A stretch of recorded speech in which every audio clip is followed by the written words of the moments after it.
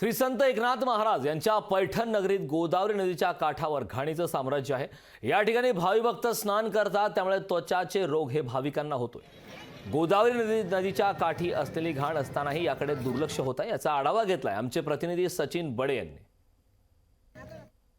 मी सध्या उभा आहे श्री संत एकनाथ महाराजांच्या पैठण नगरीमध्ये आणि या पैठण नगरीमध्ये पवित्र गंगा म्हणून एक ओळख आहे। त्या गंगेच्या कडेलाच मी उभा आहे।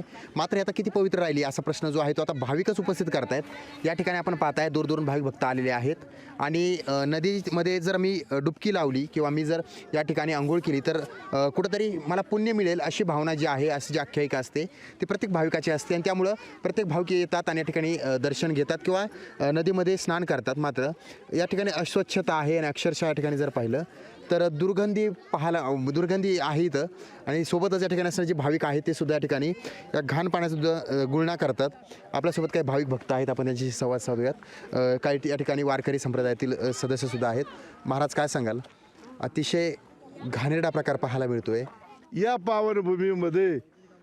जर पाहायला गेलं तर काही दहाव्याची मंडळी, आज स्नान करणारे येणारे मंडळी, त्याचबरोबर गावातील सांडपाणी या गोदावरी पात्रामध्ये सोडलेलं आहे आणि हे सोडल्यामुळं काय झालं, हे सगळं पाणी दूषित झालेलं आहे। बाहेरगावची जी मंडळी येतात ती तीर्थ म्हणून इथलं स्नान करतात, पाणी घेतात, विधी करतात, देवाला करतात, हे पाणी पवित्र असं पाणी घरी नेतात।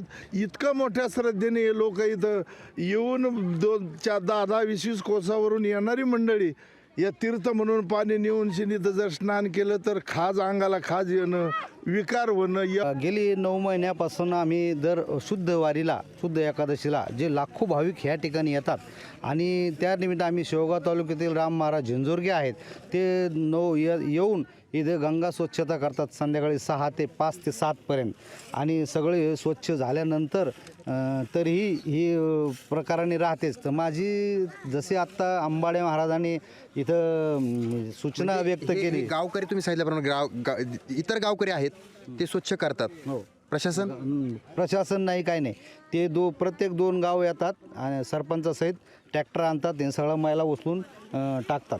पण ती यांनी होणार नाही साहेब। ते आम्ही विनंती करणारे लोक आहोत, वारकरी आहोत, याच्यामध्ये कुठलंही राजकारण नाही आहे।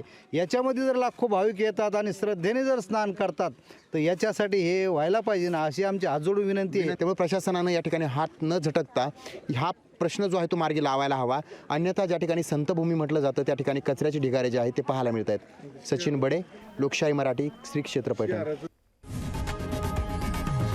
लोकशाही मराठी, ऐका, पहा, जागरूक रहा।